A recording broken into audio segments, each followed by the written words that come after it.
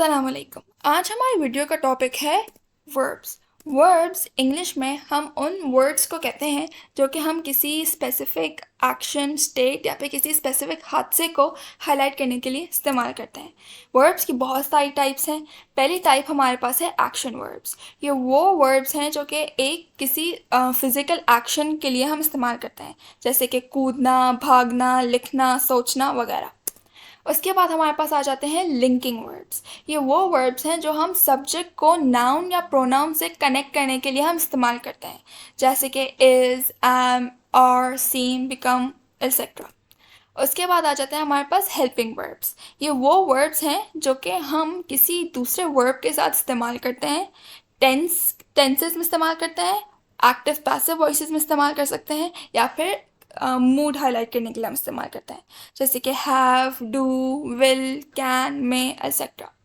फिर आ जाते हैं हमारे पास मॉडल वर्ब्स। ये वो वर्ब्स हैं जो कि ज़रूरत, किसी की एबिलिटी या इजाज़त को हाईलाइट करने के लिए हम इस्तेमाल करते हैं, जैसे कि can, could, may, might, etcetera. फिर हमारे पास आ जाते हैं स्टेटिव वर्ब्स। ये वो वर्ब्स हैं जो कि स्पेसिफिक कंडीशंस या फिर स्टेट्स के लिए हम इस्तेमाल करते हैं। इसके अंदर क्वालिटीज़ आ जाती हैं, किसी इमोशंस आ जाते हैं, बिलीफ सिस्टम आ जाता है लोगों का वगैरह। यहाँ पे एग्जांपल है हमारे पास like, how, prefer, belong, etcetera. फिर हमारे पास हैं इंट्रांजिटिव वर्ब्स। ये वो वर्ब्स हैं जिनको हम सेंटेंस में विदाउट किसी ऑब्जेक्ट आराम से इस्तेमाल कर सकते हैं। यहाँ पे हमारे पास एक इसकी एग्जांपल है ही स्लेप्ट पीसफुली। यहाँ पे हमारे पास कोई ऑब्जेक्ट नहीं है, लेकिन फिर भी हमने सिर्फ वर्ब और सब्जेक्ट की मदद से सेंटेंस कंप्लीट कर लिया। फिर आ जाते हैं हमारे पास ट्रांजिटिव वर्ब्स। ये वो वर्ब्स हैं जिनके साथ एक ऑब्जेक्ट होना लाजमी है, वरना इन वर्ब्स का कोई मकसद नहीं है। एग्जाम्पल है हमारे पास she bought a new book. यहाँ पे अगर बुक नहीं होती तो बॉट का कोई मकसद ही नहीं था सेंटेंस में इस्तेमाल करने का। फिर आ जाते हैं हमारे पास फ्रेजल वर्ब्स। ये वो वर्ब्स हैं जिनके साथ अगर हम कोई प्रपोजिशन या एडवर्ब लगा दें तो ये एक एज अ फ्रेज हम मुख्तलिफ सेंटेंसेस में यूज़ कर सकते हैं, जैसे कि टर्न अप। टर्न अप को हम सेंटेंस में यूज़ करते हैं जैसे कि turn up the music, music की आवाज़ बढ़ाओ। टर्न अप बढ़ाने की मीनिंग में इस्तेमाल किया जा सकता है। अब हम कुछ रूल्स देख लेते हैं। सबसे पहले तो लिंकिंग वर्ब्स के साथ हमें हमेशा एक एडजेक्टिव इस्तेमाल करना होता है। यहाँ पे हम एग्जांपल्स देख लेते हैं। She seems approachable. ठीक है, यहाँ पे अगर हम अप्रोचेबल जो कि एक एडजेक्टिव इस्तेमाल नहीं करते हैं तो सीम्स का कोई मतलब नहीं बनता। दूसरा example, the food tests delicious. यहाँ पे टेस्ट हमारे पास एक लिंकिंग वर्ब है और उसके साथ हमने डिलिशियस इस्तेमाल किया है। यहाँ पे हमने फूड को जो कि एक सब्जेक्ट है, डिलिशियस जो कि एक एडजेक्टिव है, इनको कनेक्ट करने के लिए यानी लिंक करने के लिए हमने एक लिंकिंग वर्ब इस्तेमाल किया है जो कि है टेस्ट्स। फिर आ जाता है हमारे पास स्टेटिव वर्ब्स। स्टेटिव वर्ब्स को हम कभी भी कंटिन्यूस फॉर्म्स में इस्तेमाल नहीं करते। अगर हम उन्हें कंटिन्यूस फॉर्म में इस्तेमाल करते हैं तो वो एक एक्शन वर्ब बन जाता है। यहाँ पे हम एग्जाम्पल देख लेते हैं। She sounds so angry every time I talk to her. यहाँ पे साउंड्स है, साउंड्स के अगर हम इसको साउंडिंग में इस्तेमाल करते हैं तो इसकी वर्ड मीनिंग ही चेंज हो जाती। दूसरा example, I don't mind touching dirty dishes as long as I have my gloves on. यहाँ पे टचिंग, हमने टच हमारे पास एक स्टेटिव वर्ब था, लेकिन हमने उसमें आईएनजी ऐड कर दिया उसको कंटिन्यूस फॉर्म में लाने के लिए, तो उसका मतलब ही बदल गया। अब now it's no longer about touch, it's touching, मतलब एक एक्शन वर्ब। यहाँ पे हमारे पास लिस्ट है स्टेटिव वर्ब्स की जो कि हम कंटिन्यूस टेंसेस में इस्तेमाल नहीं कर सकते। कंटिन्यूस टेंसेस में हम आने वाली वीडियो में तफसील से बात करेंगे। अब बात कर लेते हैं फॉर्म्स ऑफ वर्ब्स की। वर्ब्स को हम 4 फॉर्म्स में लिखते हैं। एक होती है हमारे पास बेस फॉर्म जो कि है वर्ब की ओरिजिनल फॉर्म। फिर आ जाती है पास्ट फॉर्म जो कि हम पास्ट टेंसेस में इस्तेमाल करते हैं। फिर आ जाती है कंटिन्यूस फॉर्म जो कि है आईएनजी फॉर्म। फिर आती है प्रेजेंट पार्टिसिपल फॉर्म और आखिरी फॉर्म जो कि है पास्ट पार्टिसिपल फॉर्म। ये हमारे पास एक टेबल है जिसके अंदर मैंने 2 वर्ड्स को उनकी डिफरेंट फॉर्म्स में लिखा है। पहला हमारे पास है नो।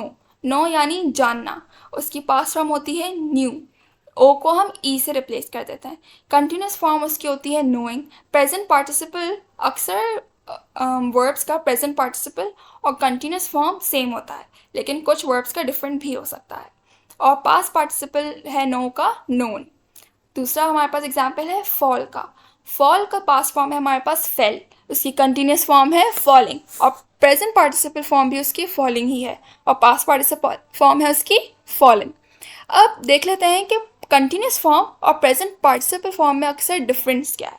ठीक है, कंटिन्यूस फॉर्म एक टेम्पररी फॉर्म होती है और वो हम किसी भी ऑन गोइंग एक्शन को इंडिकेट करने के लिए इस्तेमाल कर सकते हैं। जैसे यहाँ हमारे पास एग्जाम्पल है, she is reading a book.